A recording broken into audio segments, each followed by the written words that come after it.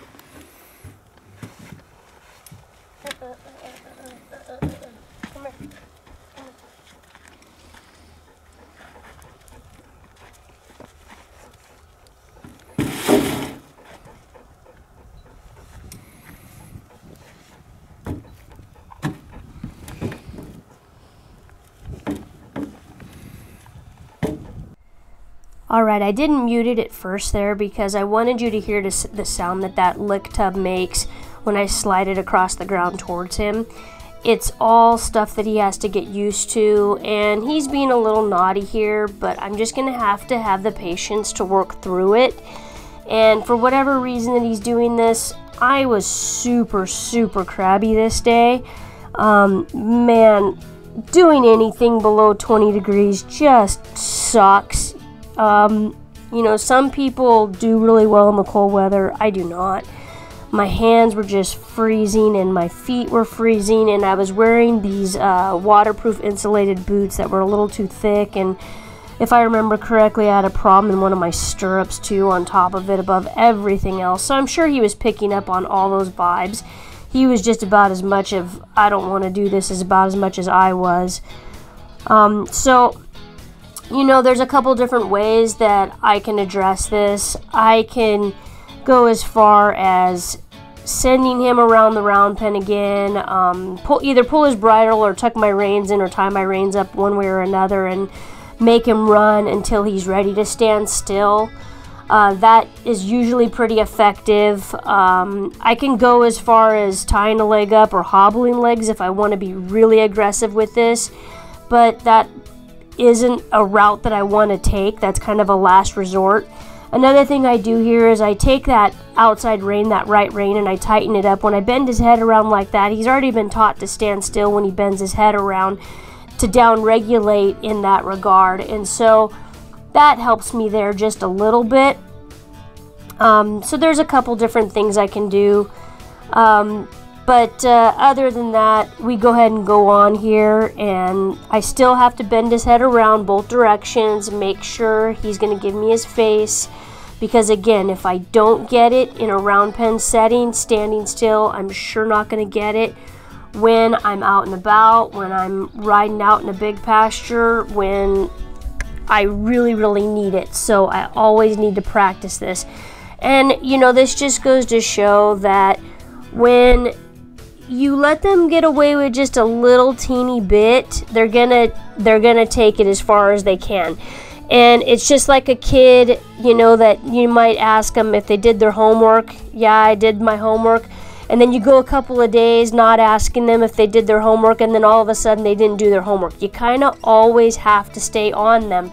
And that's why they say, you know, with horse training, or anytime you handle your horse, you are always training on your horse, no matter what you do. So anytime you let them get away with the tiniest little thing, they are going to take that and kind of run with it, if that makes sense. So I had started to let him get just a little bit away with it, with this mounting thing, not standing perfectly still. So I came back and addressed it again, and now look what happened. He wasn't standing still for me. So it's something that always needs to be practiced. So, you know, you give them a few days off, or let's say you're not consistent with them when you ride, and you find out that that lack of consistency allows them to start to cheat you in one way or another.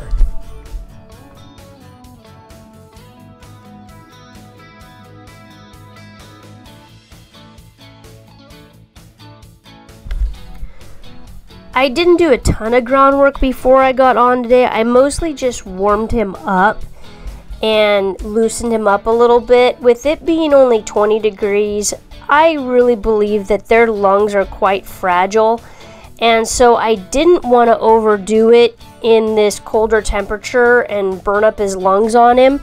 And I never do take a lope in this entire ride. I just don't want to take any chances. And I do have cooling blankets I can put on him when I'm all done to cool him out if he does get sweaty. But like in these colder temperatures outside like this, I just want to be as careful as I can. As a general rule, I do not work horses very hard below 25 degrees. Mostly because, you know, for that particular reason with the lung capacity, and then also, you know, I physically can't work past 20 degrees on horseback or actually do something effective on them. I can sit up there and move cows if I need to, but to actually work on technique is really tough for me because my hands are so cold. And now, one of the things that I want to point out that he's doing right here is he's starting to think about cheating me at this gate. And as I was going by it, if you were to look back at that video, he was pausing right there and he was trying to stop because he wanted to be done and he wanted to get the heck out of here. So, you know, teaching them how to open and close a gate, there are pros and cons to it, and you need to be able to work through them and recognize them when they happen. So in this particular ride, I'm not going to work the gate. I'm going to keep on riding him past the gate, but I'm going to dismount him somewhere else before we leave, so he doesn't get to anticipating going to that gate and leaving every single time, because that's going to be just a bigger problem all in itself.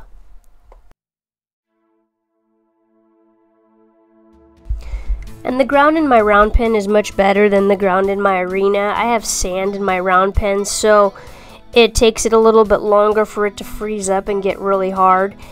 I'm going to take this opportunity to work on circles with him. You know, if your arena work is boring, then you need to reevaluate what you're doing in the arena.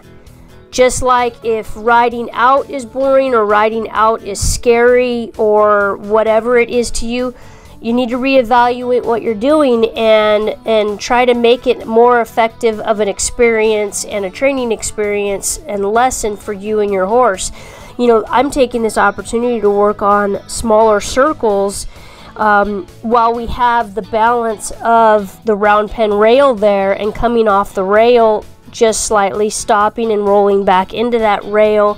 And he's a little crabby with me here. You know, again, it goes back to that bit. That bit is intimidating him, and it takes me a few more rides before I finally switch him out.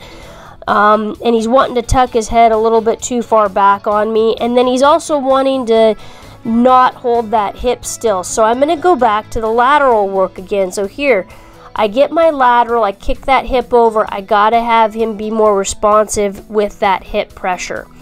Now, this is all building on the next step, so pay attention to this. If you need to go back and rewatch some of the other videos, we start on getting this lateral work from day one, from the very first ride. And if he was a horse that had come in for training that had 30 or 60 rides on him already, that lateral work would be one of the first things that I work on. It's always number one to me.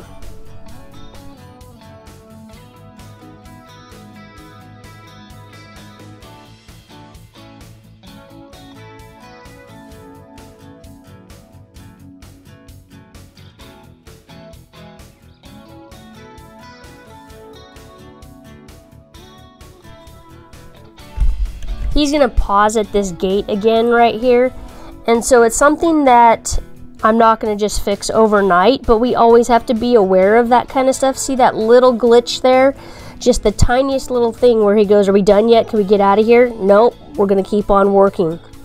And he gets a little mad at me here because I'm drilling him. And I'm trying to get him to move the shoulders over as well and turn this into a side pass on the rail. And he really kind of wants to just lead with his shoulder, and he gets really mad at me here when he doesn't understand, and so it turns into a backup. And I just hold steady. I don't get into jerking on him. I don't get to kicking and thumping on him. Just go with it. Take it as a good backup and try to re-explain what I'm asking of him again. Okay, that's all this is he just doesn't understand, and his body doesn't understand how to move those shoulders over at the same time as those hips, so it's just turning into a backup. So it turns into a, you know, you're playing around with the throttle, the gas and the throttle at the same time, and you're trying to get control of two different body parts at the same time, and they just don't understand. And at this point, what we've experienced by watching him and from me riding him, this guy doesn't throw a great big huge fit, and he never has been one to throw a great big huge fit. There are some horses that will, and that's one thing that I learned in my groundwork is who's going to throw the big fit and who's going to try to figure it out. And so I kick him forward here into a trot and just try to move him out, just try to do something different, you know, break up the monotony, give him something else to do. And sometimes you have to do that. You have to leave whatever you're working on and go back to it again and try it again. And so this maneuver I'm trying to do here is called an inside roll. It would be to the inside of, if we were on a right lead, it would have been an inside roll to the right, and then we'd go out the opposite lead, which would be the left lead. If you've watched any more of my advanced videos, you could see that with those more advanced horses. And he argues with me just a little bit, and I have to correct him with my legs. He's getting too much on the forehand there in that turn, and he's trying to step out of it, and I need him to hold his hind end steady, because remember, that's where their power comes from, is from that hind end. And so I kind of have to hold it still, hold it, so it turns into kind of a backup forward at first. So it's kind of a 3-point turn while they're still learning it, because I'm trying to get them to rock that weight back on the hind end. The next maneuver I'm going to do here is going to be a 360. So we're going to break it up into two pieces, or think of it as that 3-point turn, the step forward, back up, because I want to keep on rocking him back to the hind. and now rolling him back into the rail is a lot easier there. So now you see how that lateral work that I did when I was correcting him and I was asking him to do that side pass and move those shoulders over, that's where that comes into play on this maneuver right here, is trying to get him to move those shoulders over and hold that hind end steady. So I've got that left leg back as far as I can get it to hold that hip still. And they're never going to be perfect at first. We're just showing him the maneuver, starting to, you know, give him an outline of the technique we're trying to do here. As he gets better control of his body, it gets better control of his muscles, and he learns the cue better, he's going to get better at it, and it's going to come around a lot easier. See, just in that one there alone, he came through a whole lot easier. The key to continued improvement in all of these techniques is being able to recognize it when a correction is needed. And that is probably the hardest thing I've ever had to learn, is that feel when they don't do it correctly. So see how when he kicks his hip out and really starts to swing it to the inside and I'm trying to hold him still, it's being able to correct him when he does swing it, when he's not doing it properly. And that's the key to having that continued improvement. Now I'm going to go ahead and change directions, and we're going to work on it the other way.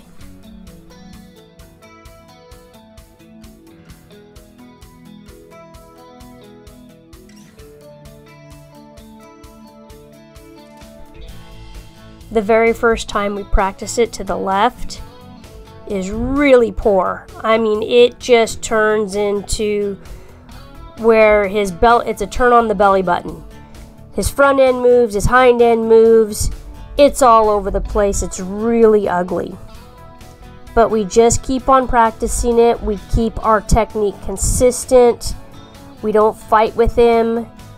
We continue to use the same tools we've used this entire time to teach the lateral. Look, this one's already even better the first couple of steps. You know, and when in doubt, I will just back them up a little bit more to help rock that weight onto the hind end. Another thing I want to point out here is, you know, hypothetically speaking, we did not have this colt's teeth done. Now, I would question in the back of my head whether his teeth needed to be floated, balanced, have his wolf teeth pulled, maybe he had some sharp points. That's always in the back of my mind when doing exercises like this, if I had not had their teeth done yet. But I made sure this guy got his teeth done already, and so I know that the little bit of things that he does here where he, you know, kicks his hip over on me like he just did and I gave him a really harsh correction, or the times that he's throwing his head a little bit, I know that that has to do with his lack of understanding of what I'm asking of him, and I also understand that that is a teeny bit of a bit issue there. And again, I do eventually change it, but I find it so much easier for myself to teach most of these techniques in this bit that I hate to change them to something else, and part of that is probably something I need to reflect on within myself, that I need to be a little bit more willing to make that change a little bit sooner. I slow things way down here. I go back to a walk, and I ask for this 360 again to the left. And this is a prime example of sometimes when they can't get things at the faster speed, you just have to slow it down. And we ask again, and look at how much better that was, especially since that correction I gave him when he really wanted to swing his hip out. And this goes back to what I was saying. We have to recognize it when they're doing it wrong in order to be able to correct them and be consistent at teaching these techniques. If we don't know they're doing it wrong, then you know, we're just going to allow them to keep on doing it wrong, and it creates a habit, and it is nearly impossible to fix habits that were created by muscle memory. I'm not saying it can't be done, but it's not easy to go back and fix it. You're better off knowing what the heck you're doing in the first place and fixing them right away.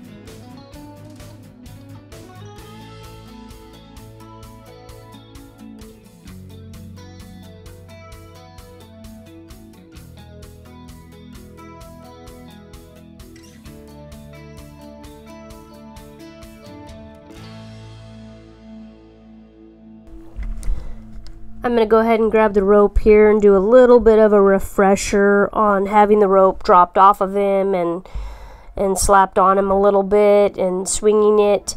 What I really like here is that if you remember from the very first ride and the second ride, when I swung the rope, I wanted him to just stand still for it. You know, I think everybody has their own technique when they drop a rope off a horse for the first time. I prefer that they just stand completely still when I do it. And I want them to learn that standing still is the best place to be rather than spooking and running off or running in circles and whatnot. I just would prefer, for my own peace of mind, that they stand there. And I like how that's what he immediately did. He remembered that if I just stand here, you know, she's going to quit pretty soon enough, and I really like that until I ask him to go forward again while I'm playing with the rope.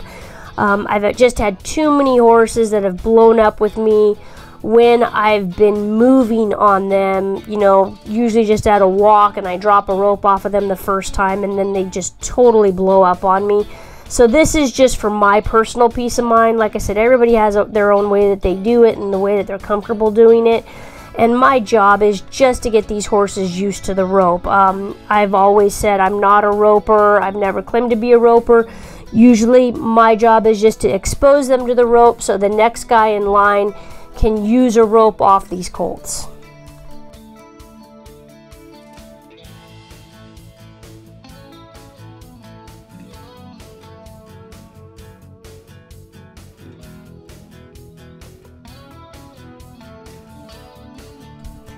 There are so many things to take into consideration when dragging something off a horse the first time. And in a second here, I'm going to go ahead and rope this lick tub, and I'm going to drag it around off of him. And I'm going to unmute the video here so you can hear the sound that that lick tub makes dragging across the sand here in the round pen. And I really like how this colt handles it and just accepts it dragging with him. And, you know, it all goes back to, you know, the groundwork in the first ride when I taught him about having that lick tub pushed around and the sound that it makes on the ground. So he's okay with the sound. And the other thing that I want to make sure that he's going to be okay with is the feel of that rope touching his butt. And right now I'm not necessarily looking for him to be pulling a lot of weight. I don't want to hurt him, but I want him to know what it feels like to have something following him around.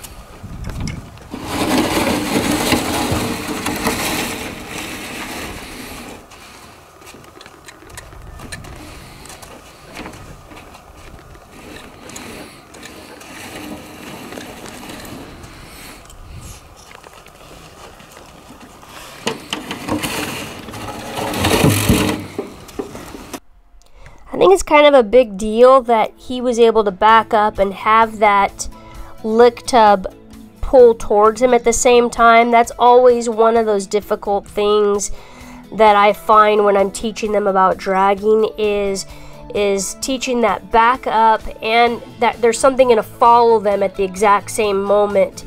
And it always makes their eyes kind of get big and their ears perk forward, and it's something that they have to know, because when it comes time to go to the branding pen and they're holding a calf either in the iron forks or they're holding a calf for a wrestler, you know, they're gonna have to deal with standing there facing up to the whatever they were dragging on the ground and holding that rope tight.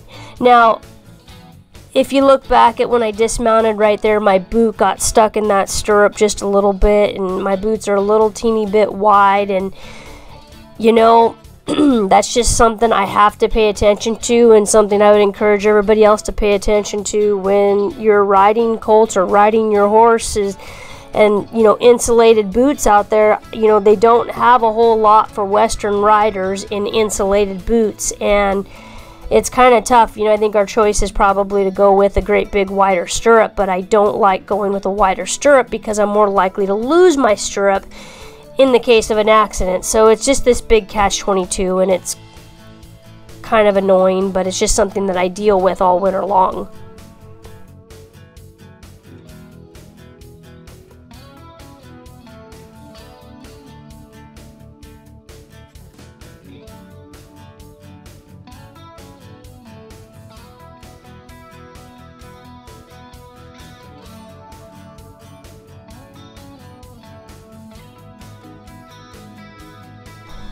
There's going to be a little bit more editing here as my cameraman gets out ahead of me or catches up to me. So trying to get everything on video for you how this goes. And we head out of the yard at a nice quiet walk.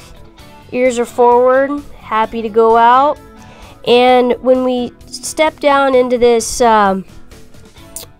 this road ditch here, and we go across, there's a fence line there that's down, and there's a couple rubber mats there that are laid down so vehicles can drive through here when we're driving out through the pasture.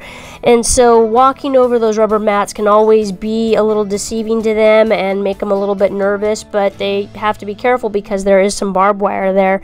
So I always appreciate a horse that goes over it pretty calmly and quietly. And, you know, going along this fence line here right next to the road, this road can be pretty heavily traveled at times, depending on the time of year. We'll get a lot of big trucks going by here with grain that's headed to the elevator, and it gets them experienced with the big vehicles going by without them being right up next to them on the road. And so I do kind of enjoy having that there and being able to have that opportunity to ride them through that road ditch there. And along this tree line, we have quite a few pheasants every year, and Charlie and Weatherby are always really good about flushing out the pheasants for me and scaring the heck out of the horse. Charlie will also flush out rabbits and chase rabbits back and forth in front of me, and it just gives another opportunity for these horses to get used to lots of distractions while out on the trail. And this is a nice little ride here that I take. It's just a quick little loop that I make around the property. I can either use it to take them out and kind of clear their mind after a ride in the arena or the round pen, or I can use it to cool them out if I need to in the summertime, and without having to hand walk them, and I can just keep on riding them at a nice quiet walk and clear their mind and free them up a little bit.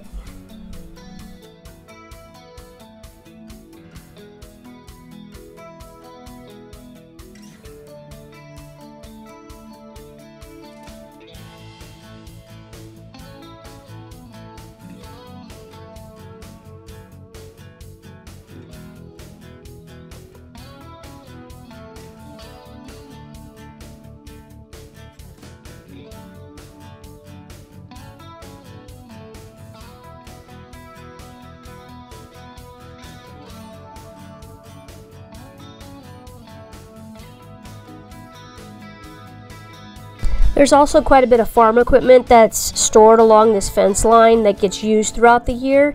And it's for horses that are raised here on the ranch. They're pretty used to seeing it all the time, and it doesn't bother them any.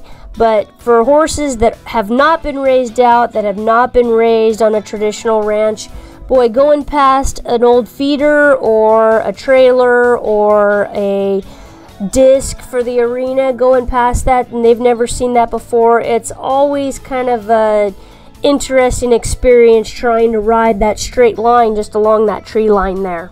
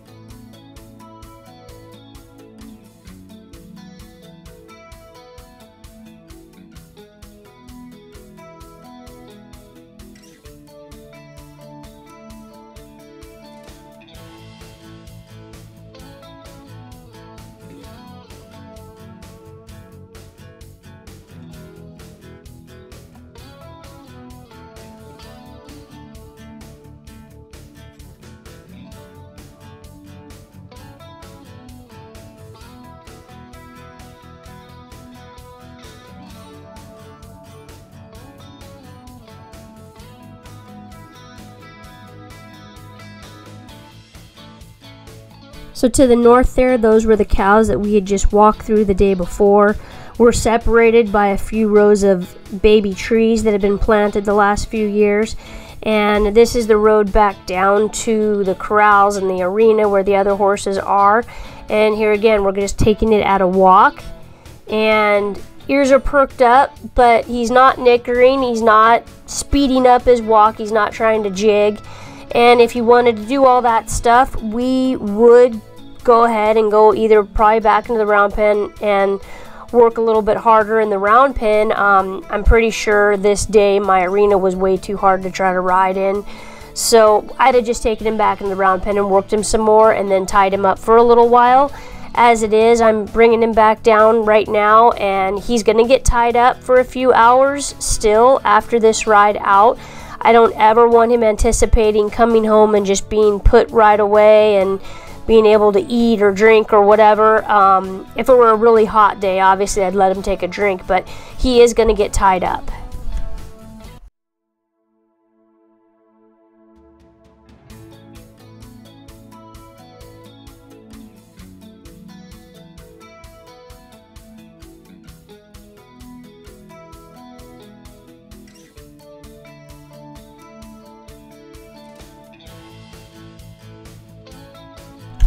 I always try to end the ride with walking over my bridge over here. He knows that if he goes over this, he's going to be done. And so it's just another opportunity to practice something that he was unsure of to start with. And every single horse goes through this. And look at how much nicer. Now this is what, third time climbing up on this bridge, and he went right up on it, no hesitation, stood there perfectly for me to dismount and start to unfasten all of his gear.